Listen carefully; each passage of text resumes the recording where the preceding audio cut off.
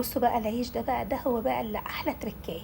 انا مسكت العيش قصقصته، وهو عيش عادي، عيش بلدي على فكره، بس في افران بيبقى عندها العيش الرقيق، ده من العيش الرقيق. حطيت هنا عليه ايه، توم باودر وبصل باودر. انا من طبيعتي وولادي لما بنحب نعمل فته بتبقى فيها الرز اكتر من العيش. نزلت على العيش بماده دهنيه، زيت وزبده، وطبعا بهرته زي ما انا قلت لكم بالبصل باودر والثوم الباودر. والله العظيم كان طعمه زي الشيبسي. تمام. انتي حتى لو عملتيه كده مع جبنه فلاحي بس كبرتي اللقم بتاعته شويه، هيبقى حاجه حلوه كده، تغميزه حلوه كده وانتوا قاعدين مع بعض مع الاكل كده، مع جبنه وبطيخ. بديكي افكار بس انتي اشطر مني يعني. بصوا حتى انا بمسك لكم العيش بقول لكم ان هو ليه صوت القرمشه. طبعا احنا كده بالنسبه لنا احنا كده خلاص. هنحط بقى على العيش، هنسقيه بشويه خل وثوم من اللي هو من غير طماطم. انا قلت لكم ان في حد عندي ما بيحبش صلصه الطماطم مع الحاجه، بيحب ياكلها كده فردانيه لوحده.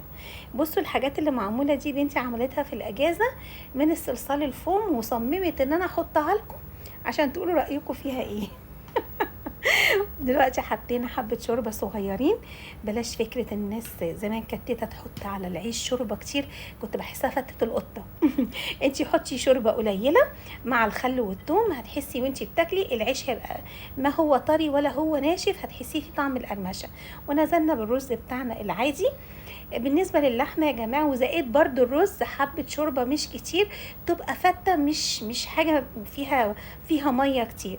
بالنسبه للحمه في ناس بتحب تحط عليها تاخدها تاني تشويحه تاني.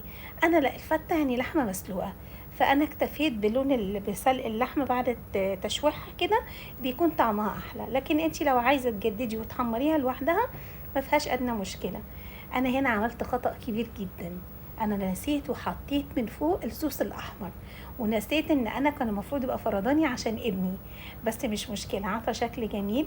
اتمنى ان انتي تجربي الفته بتاعتي وتقولي لي رايك فيها ايه.